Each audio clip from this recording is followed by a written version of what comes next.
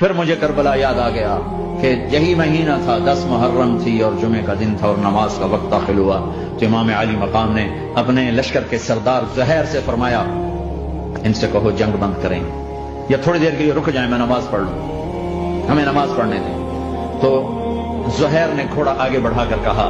شمر سے تھوڑی مہلت دو، ہم نماز پڑھ لیں، پھر تم نے جو مرضی کرنا ہے نماز تو پڑھنے دو۔ شمر نے کہا ہم نماز نہیں پڑھنے دیں گے۔ ایک اور کوفی کھڑا تھا، اس کا نام حسین بن نمیر، انہوں نے کہا تمہاری نماز ہوتی ہی نہیں۔ انہوں نے کہا لعنت ہے تم پر، جس گھر کی طفیل نماز ملی ان کی نہیں ہوتی۔ تو انہوں نے واپس آ کر عرض کی حضور وہ نماز پڑھنے کے لیے جنگ نہیں روکیں گے۔ کہا اچھا پھر ہم نماز تو نہیں چھوڑ سکتے۔ میرے رب کی قسم اگر حسین نماز نہ پڑھتے تو انہیں کوئی فرق نہ پڑتا، لیکن ایک فرق پڑتا کہ پھر پیغام ادھورا جاتا، میسج ادھورا جاتا، اور میسج یہ دینا تھا کہ زیر خنجر بھی یہ پیغام سنایا ہم نے کہ ہم نے تلوار کی دھاروں کے نیچے بھی سر جھکانا ہے، اور ہم نے تڑپتے جسموں کے ساتھ بھی سجدہ کرنا ہے، اور ہم نے زخمی جسموں کے ساتھ بھی اللہ کے سامنے رکوع کرنا ہے، اور ہم نے خون آلود جسموں کے ساتھ بھی رب کے سامنے کھڑے ہو کے